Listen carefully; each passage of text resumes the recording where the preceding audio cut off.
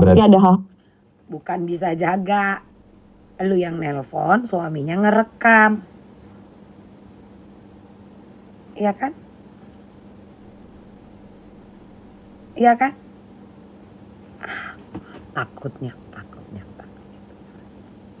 Apa yang tidak diinginkan. Berarti aku persingkat karena kita udah tahu sampai di situ. Akhirnya dia menyarankan menghubungi Mail. Iya, dia menyarankan untuk menghubungi Mail. Terus aku bilang, kenapa aku harus menghubungi Mail? Aku nggak ada kepentingan apa-apa. Aku nggak ada masalah. Aku nggak ada apa-apa. Karena aku nggak ngerasa punya masalah sama Nikita gitu. Tapi ya aku terus-terusan karena setelah video call pun aku ditelepon lagi. Jangan lupa ya hubungi Mail gitu. Terus aku bilang, aku ngomong apa? Aku nggak ngerti gimana caranya. Terus dia bilang, katanya ya udah nanti aku telepon. Terus dia telepon lah conference bertiga. Gitu pas ada saat conference bertiga. Siapa yang udah menonton podcast ini? Siapa yang udah nonton podcast ini langsung dari layar HP kalian? Siapa di antara kalian, Kak? Walaupun setengah jalan.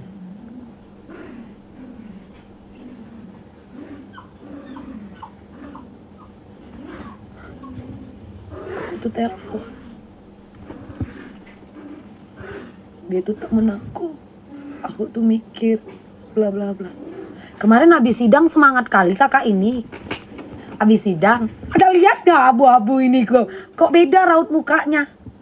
Kenapa di podcastnya seorang Densu kali ini itu seperti ada kesedihan, ada seperti kegundahan, sangat jauh berbeda ya dengan 5 hari yang lalu, sangat jauh berbeda dengan tertawa-tertawa trio macan pada saat mengetahui Niki dipaksa oleh JPU untuk memakai rompi. Kenapa setelah berhari-hari ada raut-raut kesedihan yang dimana ini seperti ada kebingungan. Harus fokus menjaga raut wajah tetap sedih, harus fokus menghafal alur supaya cerita ini bisa terbentuk, kebohongan ini yang direncanakan bisa dipahami. Hah? Ini dia bingung ini, mau fokus dengan karangan bebas atau fokus dengan muka yang sedih. Kemarin ketawa-ketawa. Iya enggak? Lihat enggak? Aku tanya kalian, kenapa ini beda? Enggak, aku kalau salah kalian salahkan, Kak. Kemarin ketawa-ketawa enggak? Buat Viti enggak? Yang gue takut. Apa itu Kak Viti? Gue takut. Gue enggak takut. Juga tak tidur-tidur. Terus podcast, gitu lega gitu.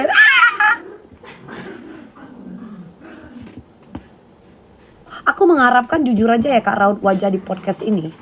Ini ya Kak ya, ini aku ya Kak ya, ini aku adalah penonton, aku adalah netizen.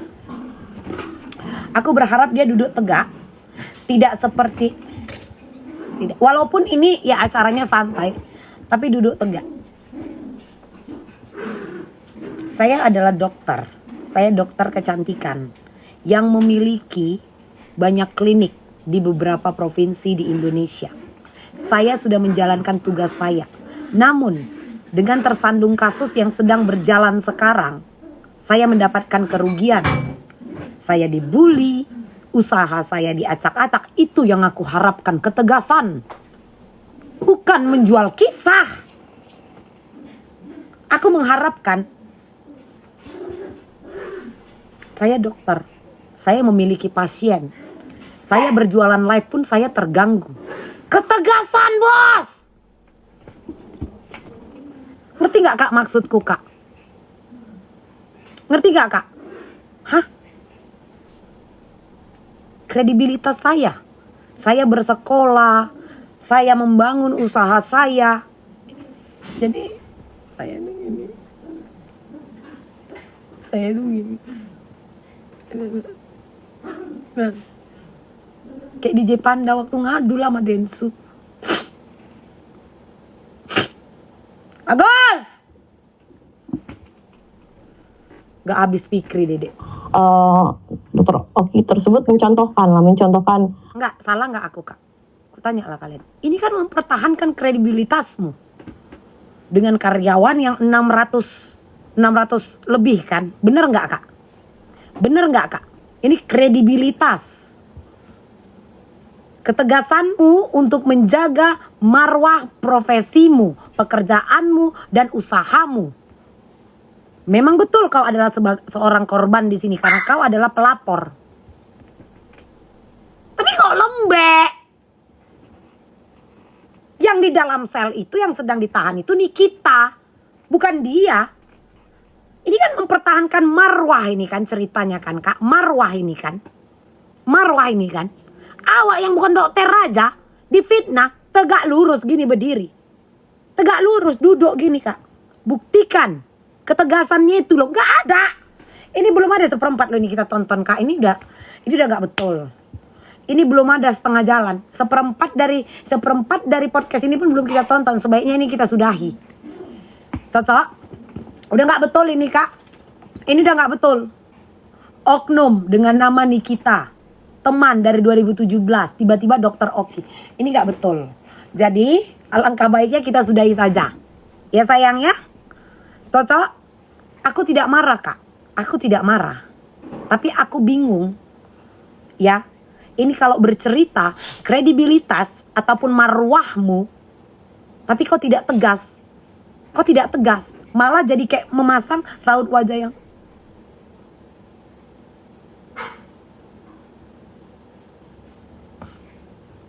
dituntut gak sih ini aku nanti sama si Reja?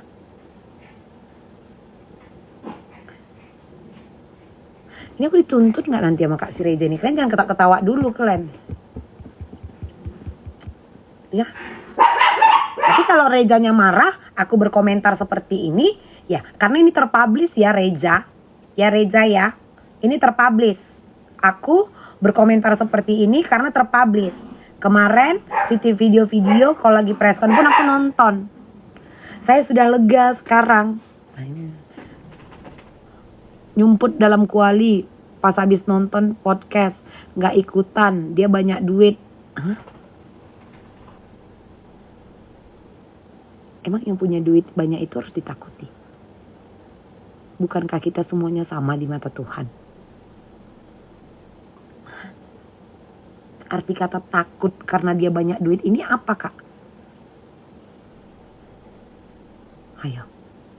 Hayo loh. Bingung kan?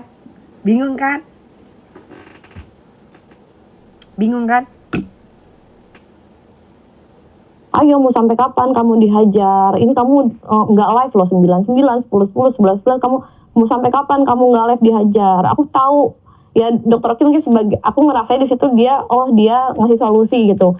Aku tahu banget kamu pasti pengen banget jualan lagi. Aku pasti pengen banget live lagi. Pasien-pasien kamu nungguin, tapi kalau kamu diajar terus nggak akan selesai. Makanya kamu hubungi sama Nikita, nanti Nikita akan menjembatani sama Dokter. Itu pada saat conference call bertiga. Ya. Kamu, Dokter O sama si Mail ya. Ya. Nah terus di situ Mailnya cuma jawab, iya ayo dok cus. Nah pada saat sudah conference telepon bertiga itu, Oki chat lagi, teh jangan lupa ya hubungi Mail karena dia itu adalah penggantinya Nikita. Oke. Kamu merasanya apa saat itu? Takutan, karena itu hampir setiap hari aku terus-terusan di live di media sosial dibilang dokter penipu, dokter abal-abal. Yang aku takutin karena kredibilitas aku ini sebagai dokter kan. Okay. Dan aku ini dokter. Kenapa sih bahasa lu kredibilitas mulu ya Allah?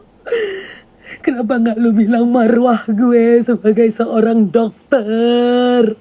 Marwah, masih banyak kosakata lain. Kenapa sih penghafalan lu cuman kredibilitas mulu? Ada banyak kosakata lain, ya Allah.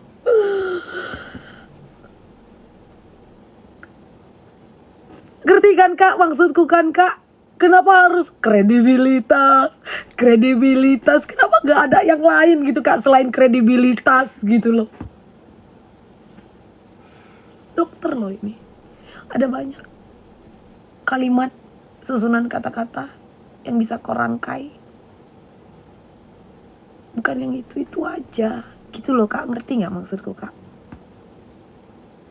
Paham gak kak maksudku kak? Aku tuh maksudnya gini loh Kak.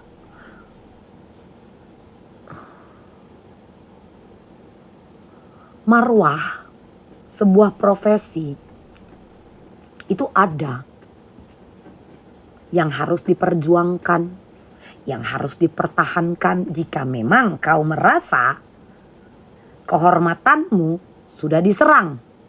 Cuman kenapa hanya kredibilitas? Kenapa lu nggak bilang ini menyerang kehormatan profesi saya?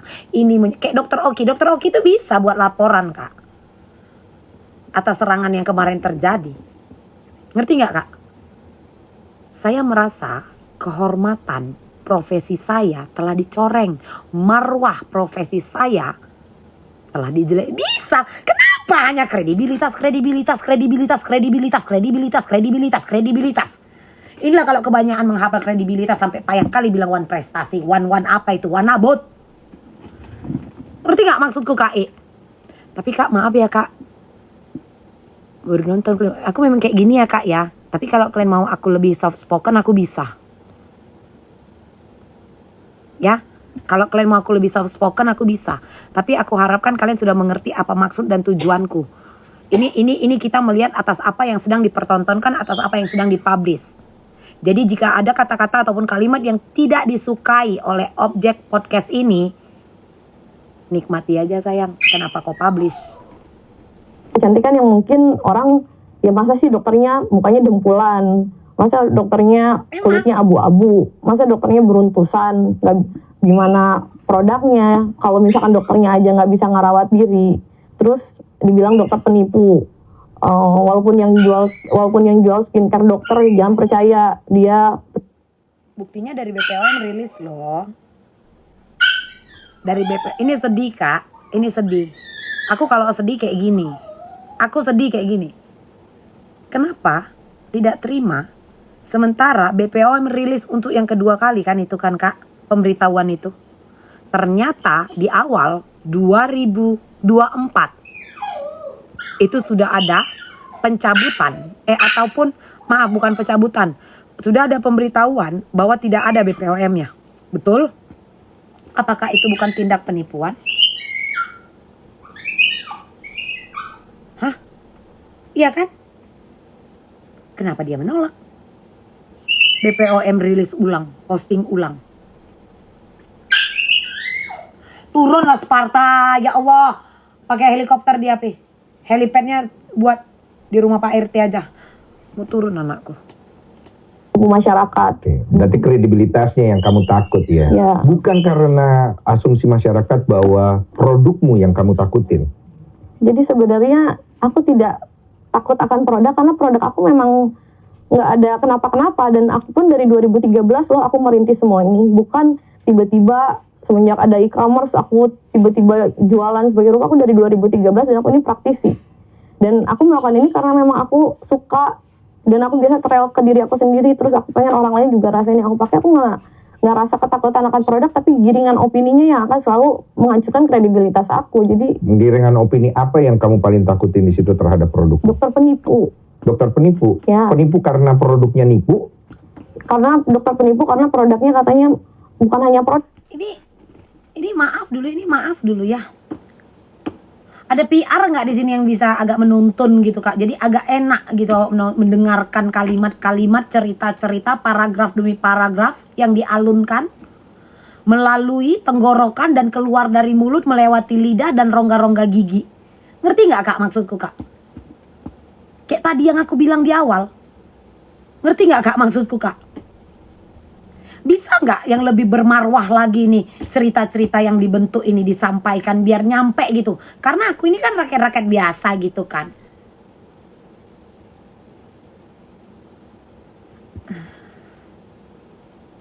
Penyampaiannya itu loh, ngerti nggak Kak? Penyampaiannya itu kayak mana gitu Kakak? Ngerti nggak Kak? Penyampaiannya itu loh. Si Denny Sumargo ini pun lama-lama buat aku geram aja aku. Dari kemarin, aku baru ini ya Kak, nonton podcast Panda. Ini yang ketiga podcast Panda. sama ini. Terus kemarin DRL aku nonton Kim Hart. Itu aja. Gak pernah aku nonton podcast biar tahu kalian. Ya? Maksudku cara penyampaiannya gitu. Kenapa dia nggak duduk seperti ini? Tapi tetap tegak lurus. Apa kalian nengok-nengok aku? Apa? Apa tengok-tengok? Apa? Tengok-tengokan aja kita di sini. Hah? Saya dokter loh. Saya sangat-sangat merasa dirugikan dari usaha, privasi saya. Saya sangat dirugikan. Bisa nggak ngomong kayak gitu Reza? Minta tolong aku Reza. Boleh nggak kau ngomong kayak gitu Reza? Boleh nggak gagah gitu? Sih ya tadi kalian jangan tertipu lah sama orang yang si Reza jualan di live itu di media sosial, mukanya putih apa segala rupa, tapi aslinya tuh dempulan, abu-abu. Maunya kalian tipu masyarakat sama si dokter penipu ini. Oke. Gitu. Berarti lebih ke narasinya terhadap sesuatu yang berhubungan dengan karaktermu kan ya. Betul. Nah kalau si produk sendiri kamu nggak takut? Karena aku dapat narasi di luar kalau si produk ini belum BPOM ya, belum BPOM. Ya, jadi ini perlu aku jelasin juga. Sebenarnya pada saat itu, pada saat dikirim produk, aku pun udah jelasin, ya kan. Jadi aku lanjutin dulu yang tadi ya. Yang tadi itu pada saat Oki suruh lagi hubungi Mail, lalu aku chat ke Mail. Mail malam gimana yang tadi? Terus Mailnya jawab, Dok, punten, tujuannya apa ya? Terus aku kirim lagi ke Dokter Oki. Ki ini ditanya tujuannya untuk apa? Aku juga bingung karena aku nggak ada masalah, nggak ada pentingan. Terus Oki bilang aja mau silaturahmi. Lalu aku caps itu, terus aku kirim ambil pesan yang dari Oki, terus aku kirim ke Mail mau silaturahmi Mail, gitu kan. Nah, baru dijawab deh besoknya kalau silaturahmi saja tidak menghasilkan uang forward. Dan sebagai info, Niki udah punya produk Dokter Reza yang bermasalah, yang nempel-nempel stiker kayak ada teman aku juga. Nah di situ aku nggak ada ngerasa apa karena aku di situ udah jelasin produknya, tapi di situ aku dapat forwardan yang katanya dari Nikita. Forwardan itu yang isinya hancur kredibilitas lo sebagai dokter, gua jamin. Kamu merasa itu apa? Ancaman? Ancaman karena sebelumnya selalu berulang kali live streaming dengan mengata-ngatai fisik aku, menghancurkan kredibilitas aku, yang mengatakan kalau aku ini dokter penipu, aku penipu masyarakat, terus mau-maunya beli produk dokternya aja penipu, seperti itu. Iya, kan penipu ini kan kita lihat dari mananya dulu. Kita lihat dari si produk kan, apakah produknya ini memiliki dugaan penipuan atau enggak kan, gitu kan. Sekarang kalau misalnya dari produk sendiri kamu merasa produk kamu tidak bermasalah, kenapa kamu harus takut kan, gitu pertanyaan masyarakat kan. Betul. Nah kamu merasa produk kamu ada nggak di antara beberapa produk yang bermasalah? Ya, jadi aku jelasin. Jadi produk aku, alhamdulillah dari pertama sampai dengan detik ini nggak pernah ada yang bermasalah, dan produk aku BPOM. Okay. Nah akan tetapi ada nih di tahun 2023 ceritanya. Okay. Di tahun 2023 aku mengeluarkan treatment. Treatment tersebut namanya Glowing Booster Cell. Okay. Jadi mungkin pada saat kita menamai itu adalah facial diamond nah itu judul treatmentnya. Nah terus produknya bukan menggunakan produk milik aku, karena memang yang namanya treatment biasanya kita ada vendor tersendiri kan, seperti botox kita tidak pernah menggunakan botox merek kita karena tidak bisa kan. Nah terus ada produk yang namanya ya Ribeskin, dan itu digunakan sama semua klinik-klinik kecantikan di Indonesia. Nah produk tersebutlah yang digiring opini seolah-olah produk tersebut adalah berbahaya. Nah produk tersebut itu adalah treatment yang digunakan untuk treatment di klinik aku. Nah produk itu ini aku udah bawa lampirkan buktinya juga. Jadi produk ini bukan produk kamu kan? Iya, itu produk tapi dipakai di klinikmu. Dipakai di klinik as a vendor. Untuk melakukan perawatan. Dan di sini aku punya datanya. Jadi nanti aku jelasin, tapi aku mau memperlihatkan dulu. Ini ada jarumnya. Ini mempunyai izin Kemenkes. Oh, yang dipermasalahkan tentang yang berjarum ini ya. Yang diduga belum ada izin dari Kemenkesnya. Harusnya ada kan? Ini sudah ada izin Kemenkesnya sudah sebelumnya. Ada sekarang atau sudah dari waktu itu? Sudah dari dulu, sudah dari izin Kemenkesnya. Udah ada. Ini izin Kemenkesnya, dan itu jarumnya pun jarum superficial, bukan jarum yang suntik ngambil darah, bukan. Nah ini Jakarta 4 Januari 2022. Ini semuanya kelengkapannya. Ini ada 19 needle. Oh, jadi artinya kamu ingin memberitahu kepada masyarakat produk yang dipermasalahkan yang ada needlesnya ini sudah ada izinnya. Iya, tapi nanti aku ceritain sebelum dicabut oleh BPOM. Oke. Kan aku berjualan treatment tersebut di 2023. Nah, terus setelah itu BPOM merilis di November 2024 dicabut. Iya. Kenapa dicabut? Aku nggak ngerti kenapa dicabut, cuman aku baca, tapi aku tidak berjualan di bulan Mei. Jadi pada saat aku melihat narasi BPOM yang produk tersebut tayang, oh untung kita udah nggak. Narasi BPOM mengeluarkan hasil, kok dibilang narasi? Cumananya ini? BPOM mengeluarkan pemberitahuan, kok dibilang narasi? Astagfirullah.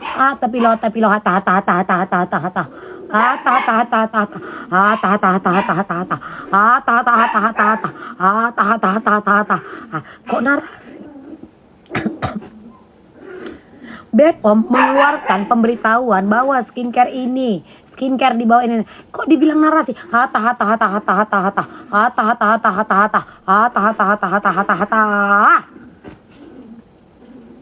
Keluarin lagi, tapi kita nggak tanya kenapa, dan karena kita udah nggak beli lagi ke vendor tersebut, jadi aku nggak mempertanyakan itu. Oke, walaupun sebenarnya ada izinnya. Ada izinnya. Itu kan jadi pertanyaan masyarakat kan pastinya. Ya? Nah, kalau tidak salah waktu itu ada rame-rame yang adalah dokter juga yang pernah duduk sini. Gitu. Nah mungkin karena itu, tapi aku kurang paham karena aku nggak tahu pastinya. Iya. Nah ini jarumnya, terus setelah itu juga kelengkapannya itu lengkap lah menurut versi kamu kan, makanya kamu bawa barang bukti ini gitu. Betul. Untuk menjawab tentang tuduhan mengenai si produk yang memiliki jarum ini kan. Betul, itu kan jarumnya udah sudah ada izinnya. Kalau BPOM-nya mana ya? Walaupun orang tetap bernarasi bahwa itu produk belum ada izin, begitu kan ya? Ya, dan berbahaya. Ini aku juga ngambil dari Kemenkes sih. Oke. Kan biasanya kalau kita ada vendor, mana BPOM-nya, mana Kemenkesnya, baru kita pakai di klinik biasanya. Berarti sudah ada izin dari Kemenkesnya, ada izin dari BPOM-nya. Nah, permasalahan yang dipermasalahkan di produk kamu di pengadilan itu yang dibilang tidak ber-BPOM itu yang mana? Nah, mana BPOM-nya? Sebentar ya. Aku cari. Gak apa-apa, santai. Oke, bentar. Itu kan buat di pengadilan ya? Nggak ada. Maaf ya. Iya, nggak apa-apa.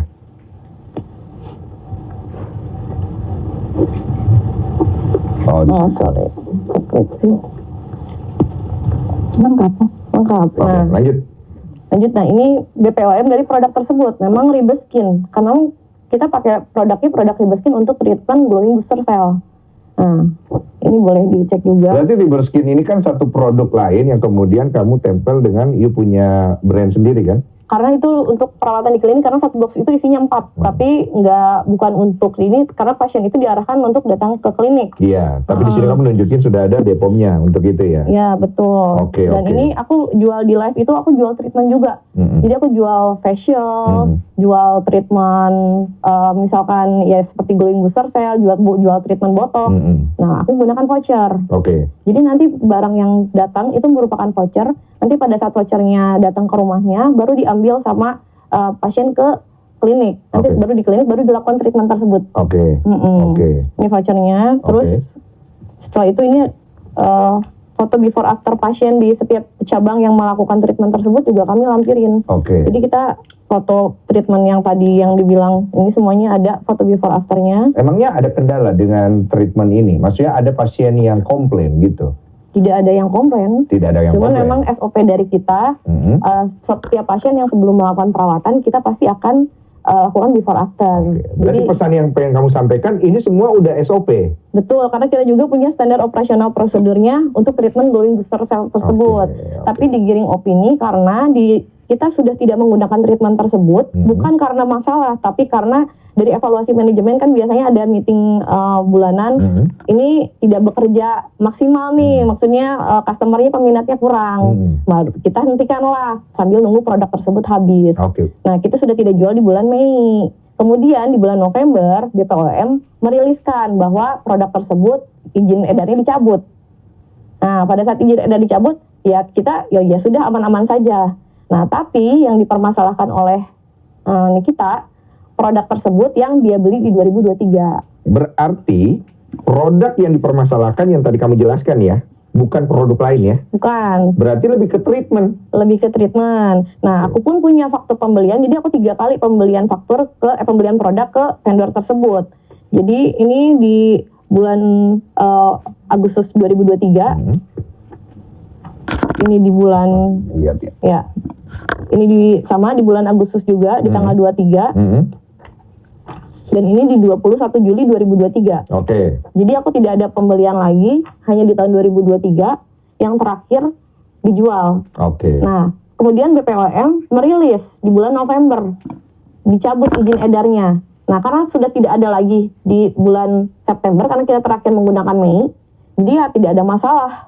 Tapi yang selalu digiring itu karena terdakwa memiliki produk tersebut yang setelah kemarin aku di persidangan, aku diperlihatkan pembeliannya di tahun 2023. Ada pertanyaan nih, setelah produk itu dirilis sama BPOM itu tidak boleh edar lagi, produk yang sudah